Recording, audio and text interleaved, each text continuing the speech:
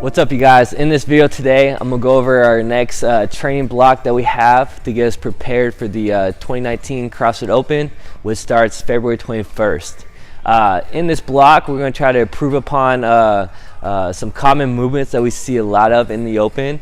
For example, double unders, we see wall balls a lot, deadlifts, toes to bar, and then handstand push-ups pretty commonly. So in the next 4 weeks, we want to try to, or 5 weeks, we want to try to improve upon these movements, just so that when we get into the Open, we have them down, and it's not necessarily trying to learn your first handstand push-up or try to be efficient with any of the movements, or try to not have to worry about hopefully have a good day of double unders. We want to try to work on them now when we have plenty of time, so that when it comes to that time or that workout that has them in them, we'll feel confident and feel ready to go.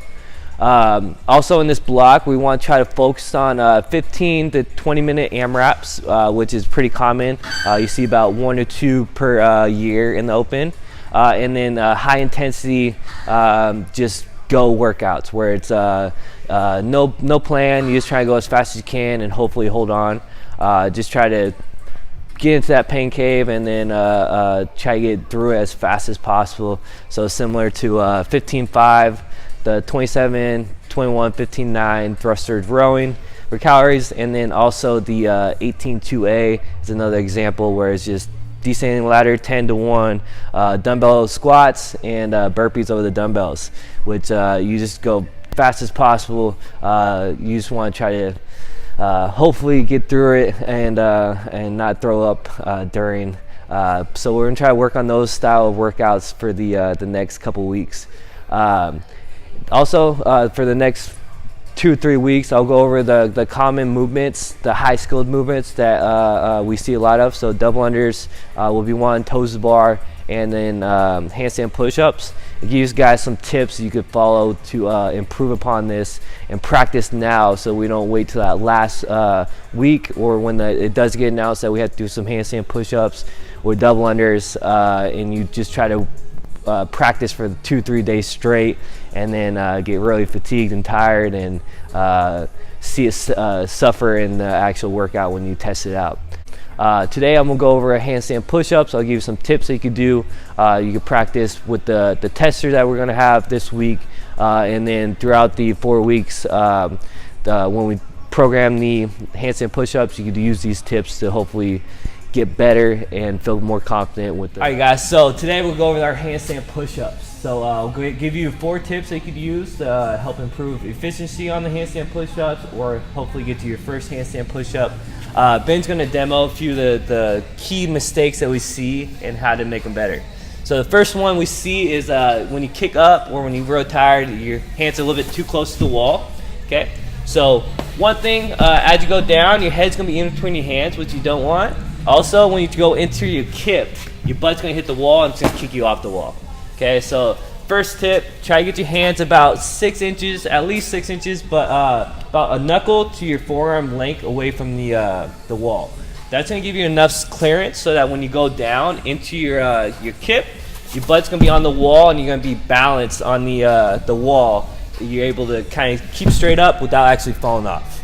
Okay, so that's tip 1.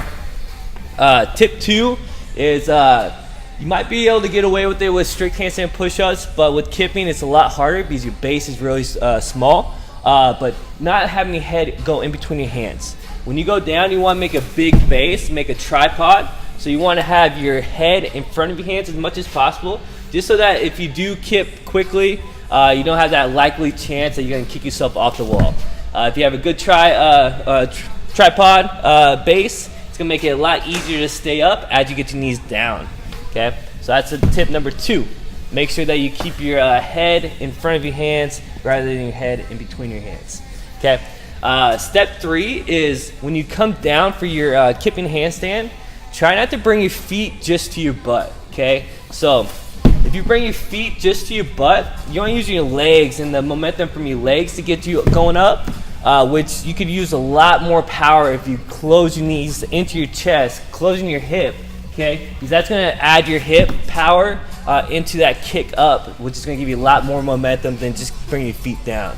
Okay, so don't think about just bringing feet to your butt.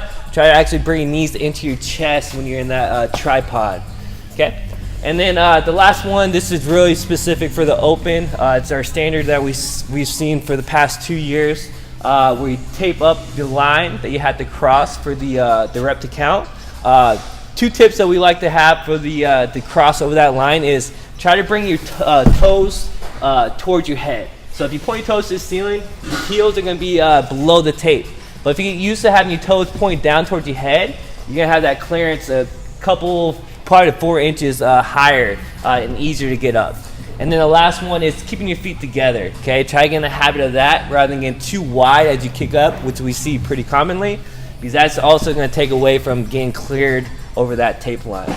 Okay, so 4 tips that you can test out for the next couple weeks as we do our handstand push-ups and try to progress on them. So hopefully these helped you out. If you have any questions, leave a comment below. If you liked what you saw, like and follow us. We'll have more tips.